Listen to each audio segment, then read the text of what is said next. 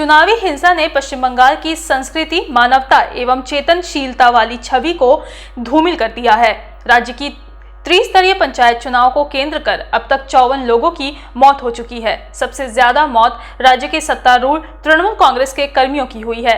बंगाल के संस्कृति प्रिय लोगों का एक ही सवाल है कि आखिर कब बंद होगी राजनीतिक हिंसा में मौत का ये तांडव।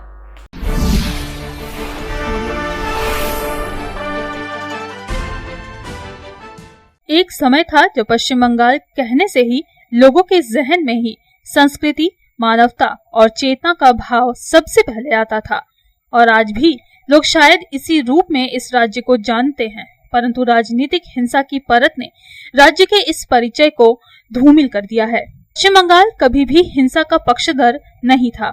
हाँ, अपने वैचारिक जीत के लिए जन आंदोलन तक कर बैठते थे, परंतु जन आंदोलन का हिस्सा कभी भी हिंसा नहीं थी। किंतु राज्य के 10वें त्रिस्तरीय पंचायत चुनाव में हुई व्यापक हिंसा के तांडव और मौत के बढ़ते ग्राफ ने पश्चिम बंगाल का परिचय देश भर में बदल कर रख दिया है। चुनाव का मतलब वैचारिक मतभेद होना चाहिए, न कि मनभेद, और जहां मनभेद होता है यहां हिंसा का उत्पन्न होना स्वाभाविक है। चाहे आप किसी भी राजनीतिक दल से संबंध रखते हों, किंतु आप में वैचारिक मतभेद होना चाहिए, न कि मनभेद। पश्चिम बंगाल में त्रिस्तरीय पंचायत चुनाव को लेकर मनभेद से उत्पन्न हुई हिंसा का तांडव और मौत के बढ़ते ग्राफ को रोकने की हर कोशिश अब तक नाकाम होती दिखी है।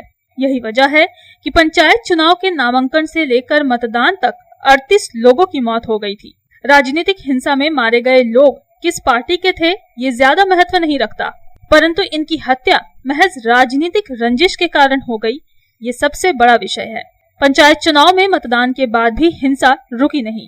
राज्य सरकार, राज्यपाल, राज्य निर्वाचन आयोग, राज्य पुलिस, यहाँ तक कि कोलकाता हाई कोर्ट ने भी इस पर हस्तक्षेप किया, किंतु इसके बावजूद भी राजनीतिक हिंसा में मौत का ग्राफ बढ़ता ही चला गया। चुनावी ड्यूटी पर आए केंद्रीय अर्धसैनिक बलों के जवानों को भी राजनीतिक हिंसा का शिकार होना पड़ा।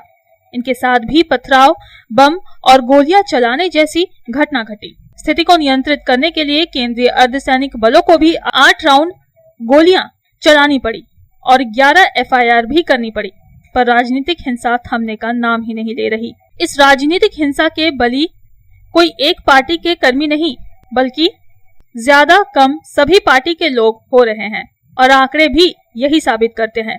स्वयं राज्य की सत्तारूढ़ तृणमूल कांग्रेस के राष्ट्रीय महासचिव सांसद अभिषेक बैनर्जी का दावा है कि राजनीतिक हिंसा में इनकी पार्टी के 31 लोग मारे गए हैं। चुनाव संपन्न होने के 1 सप्ताह बीत चुके हैं, परंतु अभी भी हिंसा रुकी नहीं है। मरने वाले लोगों के आंकड़े 54 तक पहुंच चुके हैं। अपने देश में किसी भी चुनाव की हार और जीत की मियाद 5 वर्ष तक की होती है, किंतु हार जीत को लेकर गई जाने कभी वापस नहीं आएंगी। चुनावी हिंसा का तांडव इस कदर चला कि कुछ भी बाकी नहीं रहा। इसका अंदाजा आप इसी बात से लगा सकते हैं कि कलकत्ता हाई कोर्ट की न्यायाधीश अमृता सिन्हा ने 20 बूथों के चुनाव ही रद्द कर दिए और 696 बूथों पर पुनर्मतदान कराने पड़े। पश्चिम बंगाल में चुनावी हिंसा में सबसे ज्यादा मौत मुर्शिदाबाद जिले में हुई है। दलगत रूप से आंकड़ों पर नजर रखें तो तृणमूल कांग्रेस के 20, बीजेपी के 11, कांग्रेस के 8, CPM के 5, ISF के 3 और निर्दलीय प्रत्याशी एवं आम वोटर समेत 7 लोगों की मौत हुई है। महज एक चुनाव को केंद्र कर 54 लोगों का मारा जाना किसी भी मायने में उचित नहीं ठहरता। बंगाल के आम लोग जो शायद किसी राजनीतिक दल से संबंध नहीं रखते, उनका एक ही सवाल है कि आखिर कब बंद होगी ये चुनावी हिंसा में मौत का तांडव। Bureau report, Public Times. I am Dr. Radha Krishna. I am a gastroenterologist and a liver specialist. So I do visit Durgapur once a month. I stay here for 2 days. So we do different types of procedures pertaining to gastroenterology and liver. So we have a range of evaluations that we do here. We do the routine endoscopy, colonoscopy. Starting from there, we have advanced technologies like nasal endoscopy, liver fibroscan, capsule endoscopy.